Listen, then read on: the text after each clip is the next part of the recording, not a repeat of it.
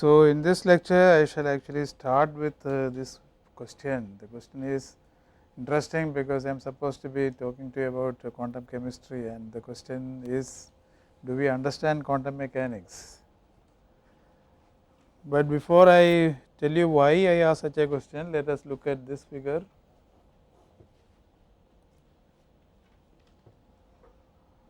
And if you look at this figure, if you look at the marks left by the skier, this is something that is impossible.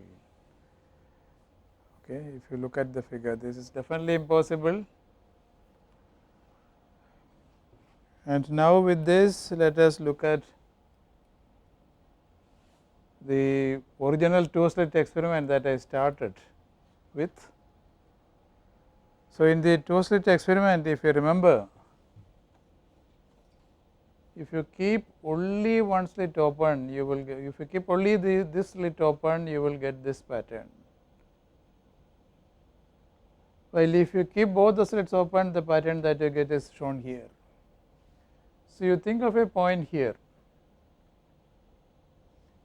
right. At that point, if you kept only one slit open, at that point you will have electrons arriving. But if you keep both the slits open, none of the electrons will arrive at that location, right. So, therefore, the conclusion is that any electron passing through the system knows that I have kept both the slits open. That is why none of the electrons arrive at that location. So, any electron passing through the system is able to feel both the slits. Now, in our classical world, if I had a particle, you see what is going to happen is that the particle will pass through either one slit or the other slit. Now, electron does have characteristics of particles, but in spite of that, this electron is able to know that there are both the slits open. That we do have an explanation for that. The explanation is that there is a wave, and what is happening is that the wave passes through both the slits and interferes destructively at that particular point. That is why the electron does not go. But this is something that is very difficult for us to understand for us human beings, because in our experience there is nothing that is able to do such a thing, and therefore, how can the electron behave like that? That is something that is difficult for us to understand, and therefore, if you are asked, do you really understand it? And the answer is that, well, you see, with our classical thinking, the only answer that we can have is we do not really understand it. And in fact, R. P. Feynman, one of the great scientists of last century, he used to go around saying that nobody understands quantum mechanics.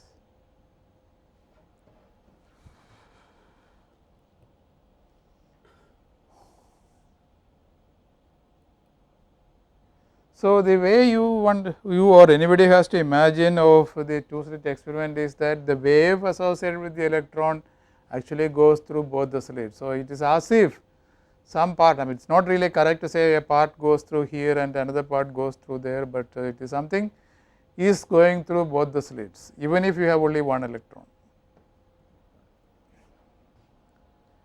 And therefore,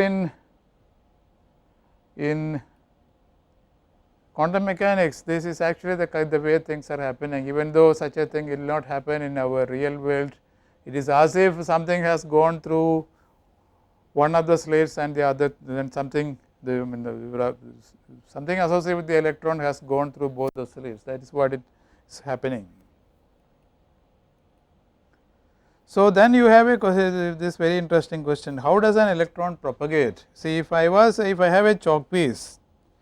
Imagine this chalk piece, if I drop it, I can actually see the path that it follows, and so I can use what is referred to as Newtonian mechanics to describe its motion. I can actually see the path that the electron will, sorry, not the electron, but the chalk piece will follow. So, similarly, if suppose I want to describe the motion of this electron, how will I do it is the question that I want to answer. So, in order to do that, what I am going to do is, well, the answer is already given, it says, so through all possible paths. Let me explain this in a slightly better fashion.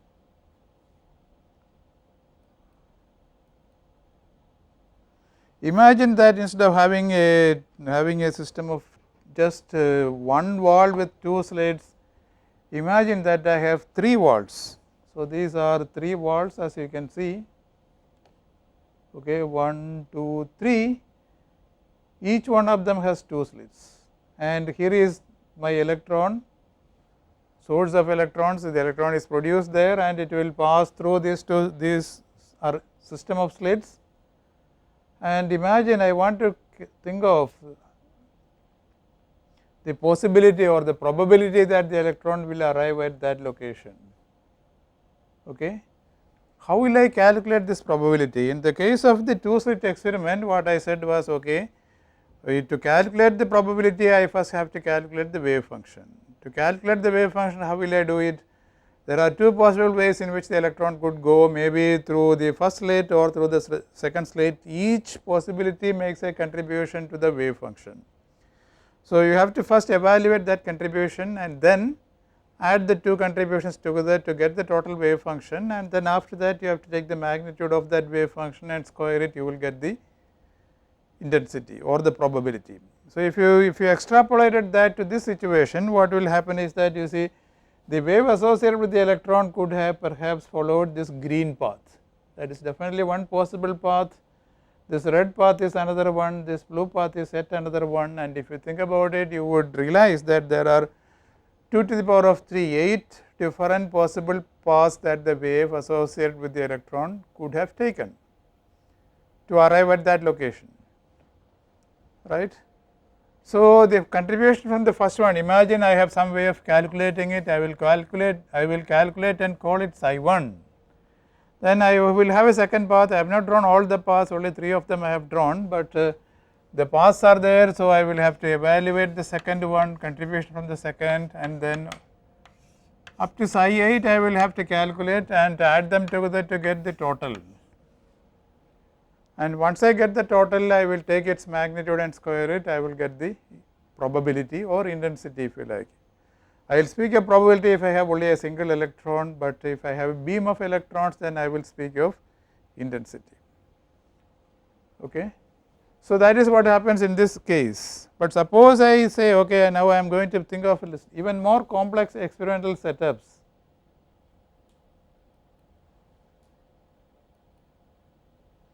Suppose I had an arrangement like this, so again these are all imaginary things, nobody who is sensible will ever do these things. But what has happened here is I have produced the electron at this location and I am going to calculate the wave function for it at that location, and I have, I think, probably 12 walls in between, and each one of them has 4 slits.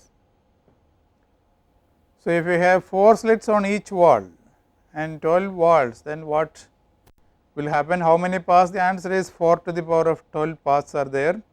So, you have to think of all these 4 to the power of 12 paths, somehow calculate the contribution from each one of them. After having calculated that, you will have to add all the contributions together, you will get the total wave function and take the square of the wave function, that will give you the probability.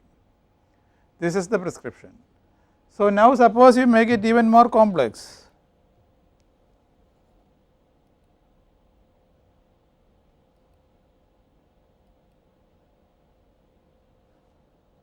Okay, 1 second, let me just go back.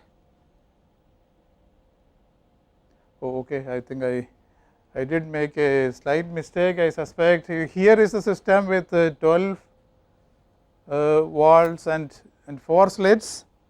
The one that we were looking at earlier had more slits, actually this has how many, I think 8 slits and 12 walls.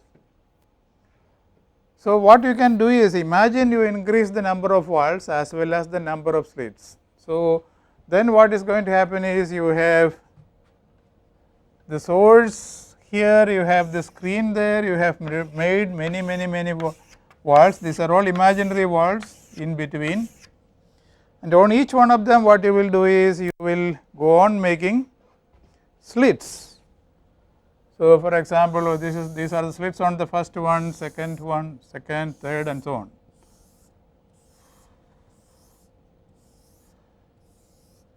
So, then what will happen, you see you will have to calculate contributions from paths like this. This is one typical path eventually arriving at this location.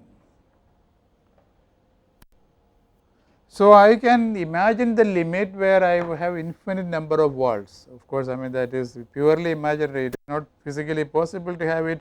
Imagine I have infinite walls, and on each one of them I am going to make more and more slits, so that the number of slits approaches infinity. So, then how many paths would I have to think of? Infinity to the power of infinity, a huge number. All these paths are going to contribute to my wave function. So, you may have a path which does this,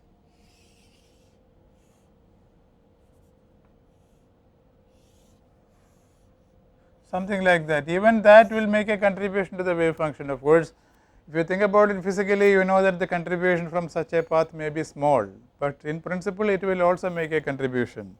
So, I will do the ultimate, I will imagine that I have infinite walls, on each one of them I have made so many slits, large number, infinite number of slits, so that the walls themselves disappear.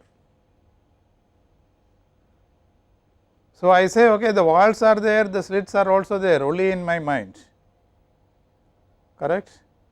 So, I have made so many slits that the walls have disappeared, but of course, the paths that I am thinking of, they have a real physical existence and they are all there, right.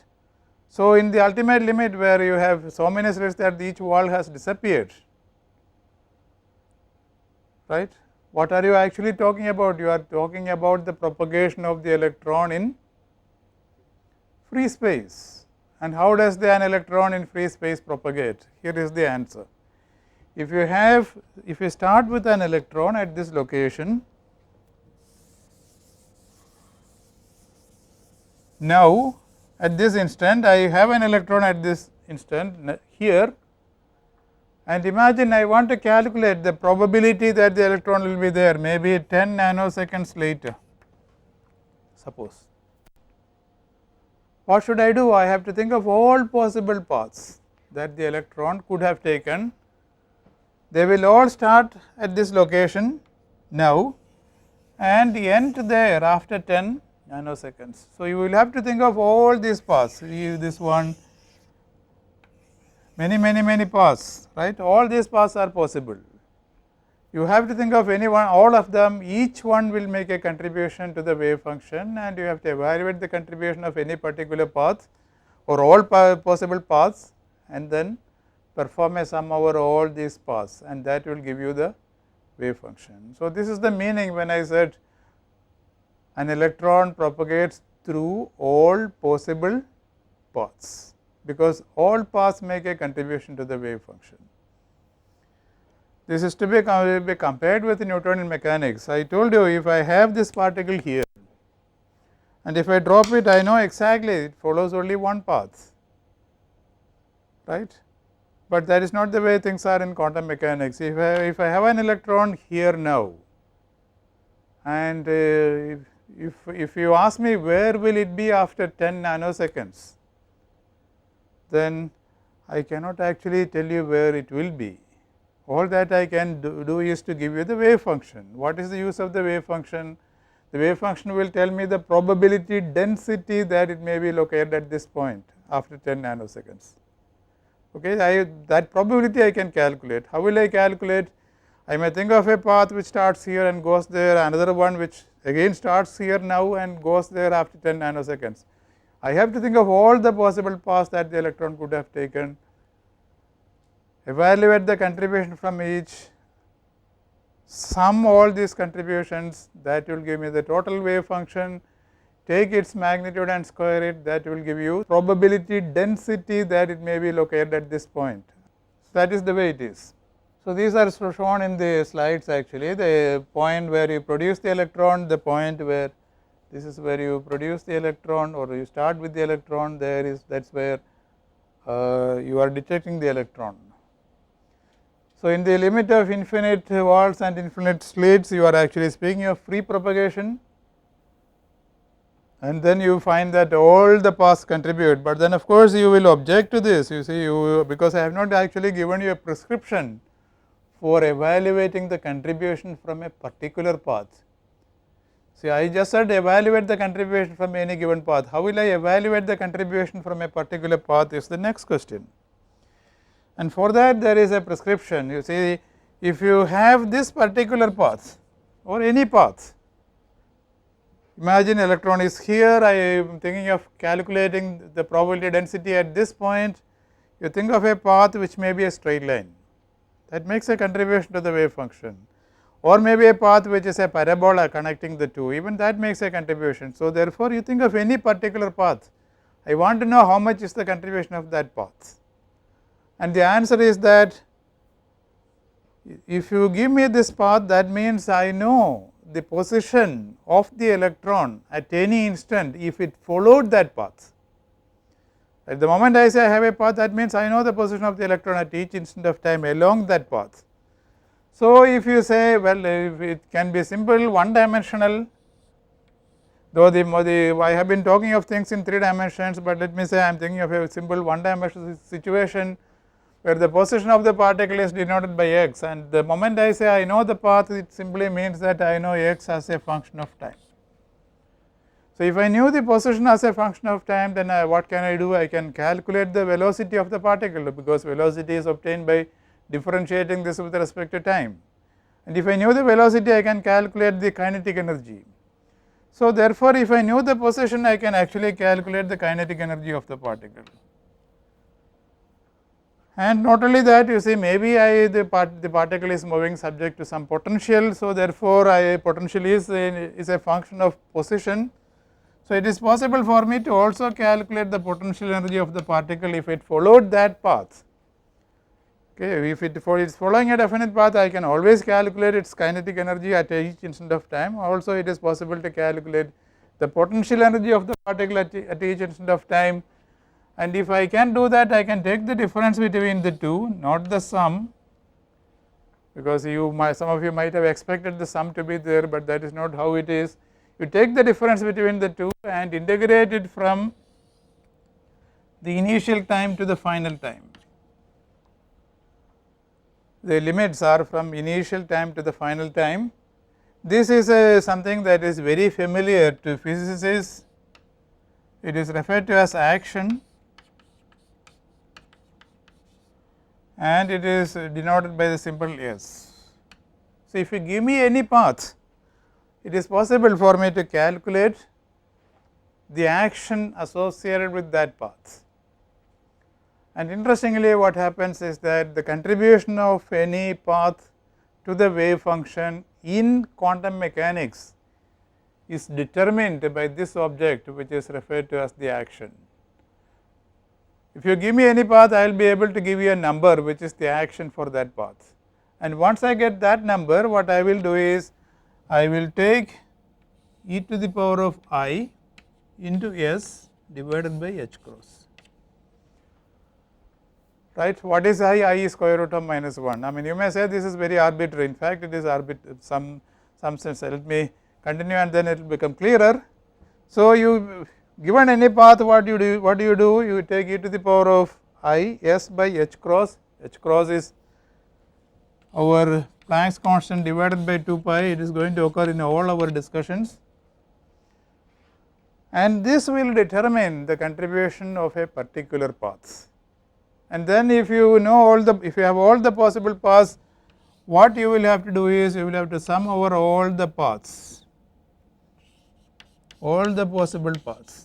But these paths have the condition that they will all be starting at this location at the initial time, maybe now, and end there at the final time, maybe after 10 nanoseconds. That is the condition. So, you have to sum over all the possible paths, and this object is going to determine your wave function.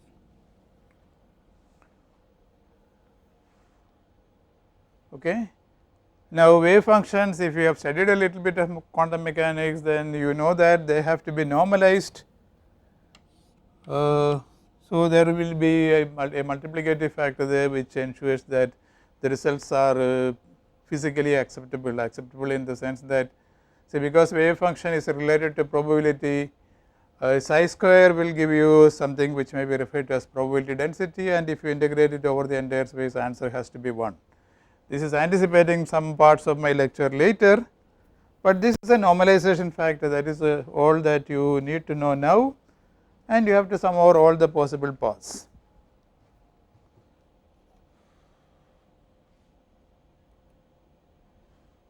So, that is the prescription. Now, as I said, you may ask me, where did I get this prescription from? Well, you see, this may be taken as a postulate.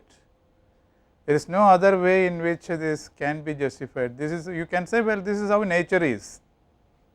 Well, this can make people unhappy, because you see, I am supposed to be doing science, and suddenly out of the hat I pull out something like this, which cannot be derived. Unfortunately, this formula cannot be derived from anything which is more fundamental, right. So, if I like, I can take this as a postulate of quantum mechanics and develop the subject of quantum mechanics therefrom.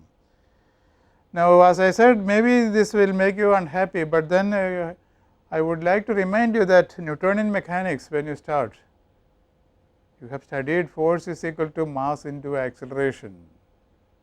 Have you studied a derivation of that? See, what is happening is that you have observed the world, and then from that observation you say, okay, this is how it is. Or in classical electrodynamics, there are 4 equations, which again are abstracted out of experimental observations. And the good thing is, once you assume these 4 equations, then you can make lots of predictions, and all of them are in agreement with experiment. So, similarly, if you make this assumption, this you will have to think of it as an assumption.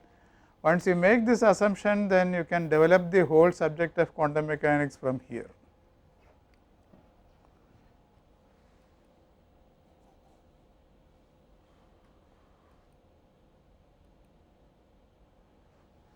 Okay, well, there is a nice analogy, though this does not concern the subject of quantum mechanics itself. There is a lot of similarity between the way an electron behaves, or a quantum mechanical particle behaves, and that of a drunken walker.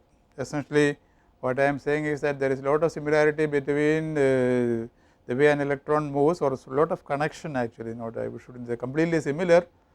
The mathematics used to describe the motion of an electron is very similar to the mathematics that is used to describe the walking of a drunken person. That is the precise way to put it. You may wonder why, let me make it clear. Well, I suppose you are all familiar with the Tintin comics. Even if you are not familiar, it does not matter. This is a character in Tintin comics, his name is Captain Haddock, and he likes to drink. So, if suppose this person, Captain Haddock, in the evening he always gets drunk. So, imagine he goes to the pub maybe around 9 o'clock in the night, stays there till 10 o'clock in the night every day, and then 10 o'clock he will come out of the pub, and he is completely drunk. He wants to, of course, go home, but he has absolutely no sense of direction. So, what he does is he will execute what is referred to as a random walk. Now, a mathematician will describe the random walk in this fashion. He will say that each step that the person takes is in a direction independent of the direction of the previous step, right. See, if he takes a step like this, then after having taken the step, he has absolutely no memory in which direction he has gone. So, the next step will be independent of the previous step. So, that is the characteristic of a random walk. So, suppose I am going to study his walking. So, this is the bar, and he comes out at 10 o'clock in the night, and on the first day suppose I observe him, then maybe he would have taken such a path which I suppose is not very likely, because he will be executing all kinds of works, but maybe this is one of the possible paths, and he will be at this location maybe perhaps after 1 hour. The next day if I observe him, then he will not definitely follow that path, but another one, and the third day maybe another one, fourth day another one, and so on. Suppose I mean I am persistent, I have studied him, I have looked at his behavior for 1 year. Then on the 366th day I am going to observe him, let us say, and suppose one of you asks me, where will he be after 1 hour? Will you be able to answer the question? Definitely not. You can say, okay, maybe there is a large probability that he will be in this area, right. The probability that he will be 10 kilometers away, that is 0. That kind of statements you can make. So, therefore, it is like the electron. See, if I had the electron here now, and if you ask me where will it be after 10 nanoseconds, I can only give you the probability. Similarly, in this case also, I can only give you the probability. Now, suppose I want to calculate the probability. How will I do it? Suppose I want to calculate the probability. In fact, I want to calculate the probability that the electron, sorry, not the electron, but Captain Haddock is at this point. I want to calculate the probability density that the random walker is at that location after 1 hour. How will I do that? The answer is here in this picture. See, you will say that it is not very likely that he would have followed perhaps a path like this, but maybe a path like this is more probable than that. So, therefore, you see what I should do is I should think of all the possible paths that he could have taken, starting at the initial location, okay, and ending there at the final location. You have to think of all the possible paths. He could have taken any one of them. What happens is that some of them would be more probable than others. So, therefore, you have to assign probabilities to different paths, and then for each path you have to do the calculation of the probability, and then sum over all the possible paths, you are going to get the probability, total probability. See, this is very much analogous to the case of the electron, but in the case of electron there is a large difference, a huge difference. Here you are calculating for each path you are assigning a probability, whereas in the case of the electron, for each path you are assigning not a probability, but a contribution to the wave function. Psi 1, psi 2, psi 3, etc. remember they were wave functions. So, therefore, for example, in here you have psi 1 plus psi 2 plus psi 3 etc. until psi 8 perhaps. So, these things wave functions, they are in general complex, they may be positive or negative. So, therefore, if you added complex numbers, you see the final answer can be 0. Whereas, in the case of the random walker, what happens is that you are adding not wave functions, but probabilities. Probabilities are constrained in that they have to be real first of all, and the second thing is they are all positive, they are never negative. So, therefore, if you add two probabilities, you see they cannot cancel each other, and therefore, in the case of the random walker there is no interference. Whereas, in the case of the electron, because you are adding together different contributions to the wave function can cancel each other, and therefore, you have interference happening in the case of the electron, but interference will never happen in the case of this random walker, and that is the major difference. But otherwise, mathematically speaking, it is the same kind of object, and in fact, instead of S which is there in quantum mechanics, the object that happens there, do not worry about that equation, it is not very understandable. But what happens is that instead of this action, what happens in the case of the random walker is you have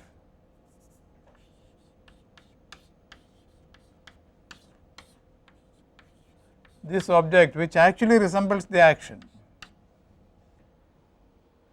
right. The contribution of any given path is determined not by the action, but something which is similar to the action, and what happens is that you have to take the exponent, you have to calculate the exponent of that.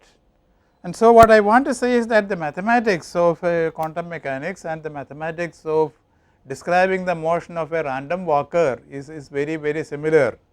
And of course, we are very familiar with random walks. So, where are they familiar, where do they occur in science?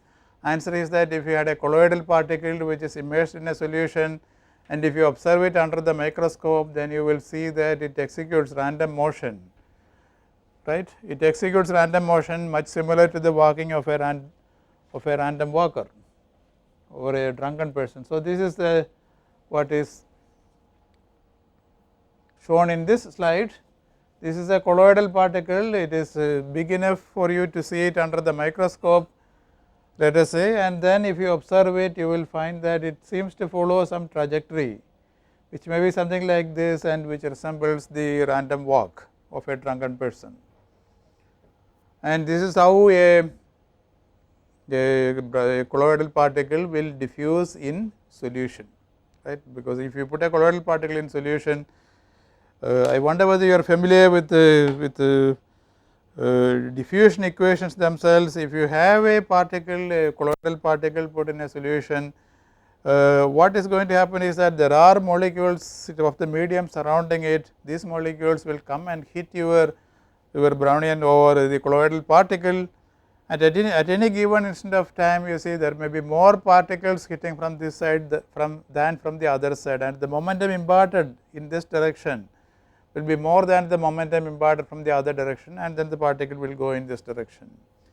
And when it has reached here, maybe the momentum of the particles imparting from this side is more than the momentum being imparted from this side.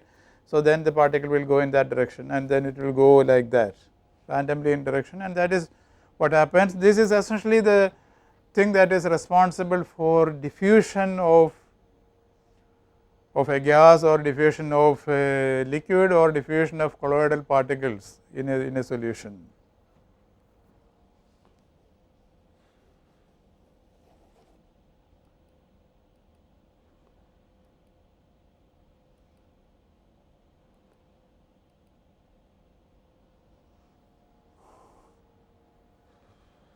So, this we have already seen, and as I have told you, in the case of the electron, things are a little bit weird, because you are not adding the probabilities, but instead you are adding the wave functions, and wave functions are actually complex, and therefore, they can cancel each other. The signs may be positive or negative, therefore, there may be cancellations.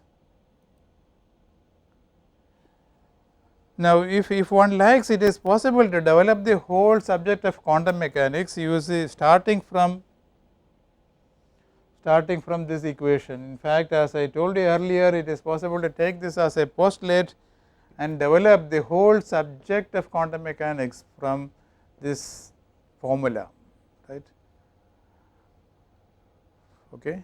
That is possible, but mathematically it is a little bit difficult, it is a little bit involved. If anyone is interested, they should have a look at this book.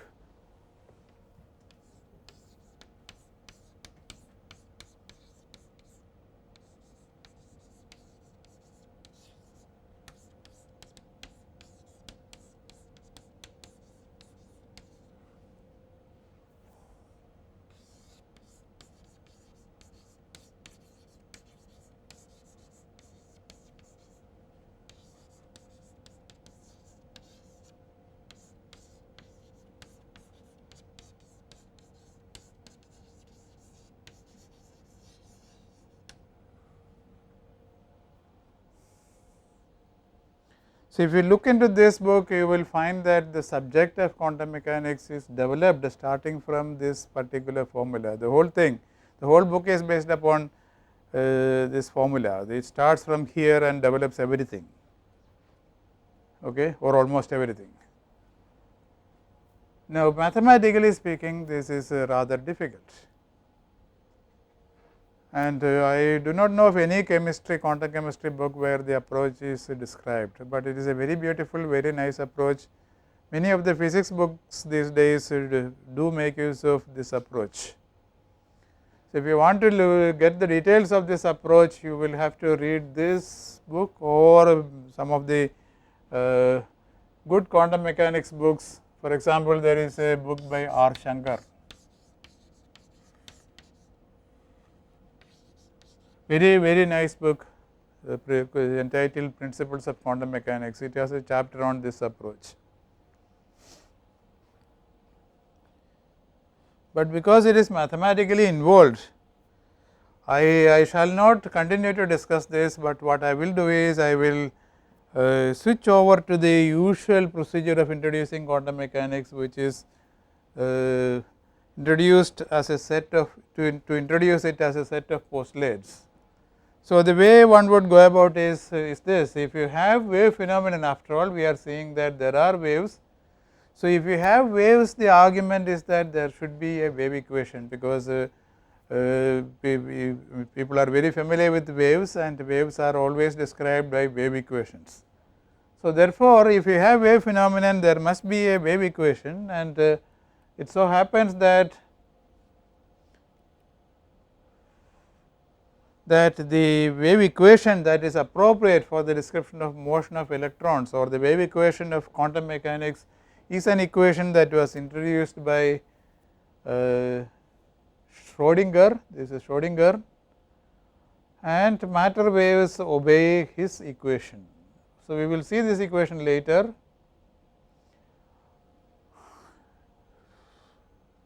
Now, I said that in the case of a colloidal particle which undergoes diffusional motion, there is it is mathematically speaking, the motion of the Brownian particle and the motion of the electron are mathematically speaking similar, and the motion of a Brownian particle actually is described by a what is referred to as a diffusion equation. Again, I will not go into the details of this equation, but in the case of a Brownian particle, you are concerned with the probability of finding the particle at a particular location x at the time t.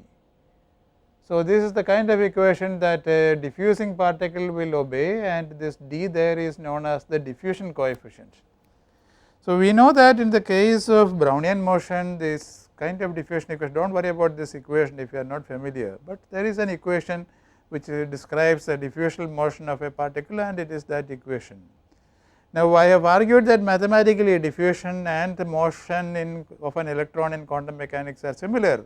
So, if diffusion is governed by such an equation, then it is only natural that for the electron also there is should be an equation which resembles that, and that equation is nothing but the Schrodinger equation. It is this equation. You can see the similarity if you look at it carefully. This is for a free particle, particle moving freely in space. You have d by dt of probability here, you have the diffusion coefficient, then you have del square, right. Del square involves differentiation with respect to position, and you can see that in the case of electron, you do not have the probability, but instead you have the wave function, and the wave function changes with time. How does it change? It changes according to this equation. Instead of the diffusion coefficient there, you have this term minus h cross square by 2m, and then of course del square there you have, here also you have del square. So, this is a structure, mathematically speaking, at least the structure of it is very similar to the case of diffusional motion.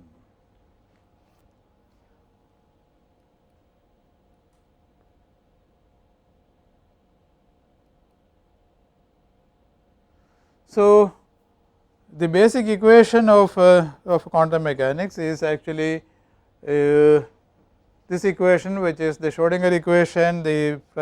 In comparison with what I had written earlier, we will look at this in more detail later. In comparison with what I had written earlier, there is an additional term. This is the potential that the particle feels. Earlier I was thinking of a free particle which is not subject to any potential, but if you have a potential, this is the equation that it obeys. And not only that, if you know the wave function at any initial instant of time, it is possible to use this equation, right. If you know the wave function psi at an initial position x at the time 0, then it is possible to use this equation and find its value at the position x itself if you want at a later time, or at any position you can calculate at a later time. That is the idea. but we will see more details of this later. Okay. I shall, I mean my introductory lectures, I said the first 3 or 4 lectures will be introductory in nature, this is the last one, and so it is natural that I should give you some references. The last part of what I have told you, those are things that we will be discussing in more detail later, and therefore if things were not clear to you now, it will become clear as we proceed. But let me give you some references to this part. There are very nice, very beautiful books, you should have a look at them. They are non-mathematical, I have selected only non-mathematical books. The first book is actually by G. Gamow. It is called Tompkins in paperback. This is a book that was written in the, I do not remember the years, but probably 1930s. Between 1930 and 1940 this book was written. Gamow was a Russian scientist who migrated to the west during the communist era, and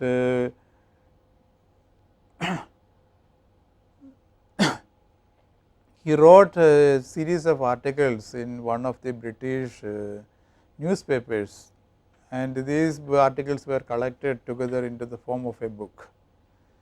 So, the book is very interesting if you have not seen it or read it. The story is this, actually it is kind of fiction. The Mr. Tompkins is a clerk in an office in London. He has absolutely no interest in physics, but it so happens that his girlfriend is the daughter of the physics professor at the university. So, the physics professor gives some lectures, some popular lectures on quantum mechanics, relativity and so on, and just to please his girlfriend and hopefully the future father-in-law, he goes and listens to the talks of this professor. And as I said, he has absolutely no interest in physics. The professor speaks about quantum mechanics, relativity theory and so on. Tompkins does hear a few things, but dozes off while he is listening. So, he goes to sleep, and when he is sleeping he dreams, and the subject matter of the book are his dreams. So, in our universe, the value of h cross is approximately 10 to the power of minus 34 joule second, and this is extremely small, 10 to the power of minus 34. So, therefore, you see, if you think of a wave or if you think of a particle, the wavelength associated with that particle will be lambda, which is equal to h divided by 2, h divided by the momentum. So, because the value of h is so h cross and h is quite small, the wavelength of the wave associated with any particle is very small. And if you think of the uncertainty principle, delta x into delta p, I have told you what it is, greater than or equal to h divided by 4 pi. This number is very small. So, the effect of the uncertainty principle simply cannot be seen in our world, meaning in our everyday life. In our everyday life, we do not see any effect of these things. But suppose you had a universe where the value of h cross is not 10 to the power of minus 34, but suppose it is 1 joule second. Then what will happen? You will be able to see quantum phenomena with your eyes, and he dreams of a world in which the value of h cross is of the order of 1 joule second, so that he can see wave phenomena happening in his everyday life. So, one of the things that Gamow describes is this: he has a car, he puts the car into the car shed in the night, closes the door and then goes to sleep in his room. Now, there is a typical quantum phenomena which is referred to as tunneling. So, the next day he goes to sleep, the next day he comes out of his room and finds that the car has behaved like a wave, and when it behaves like a wave, it actually can pass through even barriers. So, it passes through the door which is closed of course, and comes to the outside, leaving the door intact. So, this is a typical quantum phenomena which can be observed if the value of h cross is not so small, but maybe 1 joule second. And of course, in chemistry there are many effects of this kind of behavior, which is referred to as tunneling. He also, I mean, if you look into the book by Gamow, you will find that he also describes relativity theory. I will not go into description of that. Little bit of chemistry, for example, combination of chlorine and sodium and so on. So, please do have a look at this. Then there is another book which is that one, this is Robert Gilmore. He has written a book which is called Alice in Quantum Land. You know the story where Alice goes to the wonderland, but here instead of going to the wonderland, she goes to the quantum land and sees quantum phenomenon. There is another one written by Gribin, very nice book, very strongly recommended. It is available to purchase in most book house. In fact, in the airport I saw the book today, not today but yesterday. So, this is called Schrodinger's cat. There is a very famous paradox which is referred to as the Schrodinger's cat paradox, okay, referred to as the Schrodinger's cat paradox. The book contains a description of this paradox, but not only the paradox, the whole of quantum mechanics is described in a non-mathematical language. So, very nice book. Then this book is by Cropper. It is the biography of people like Schrodinger, Planck, Heisenberg, who have been involved in development of quantum mechanics.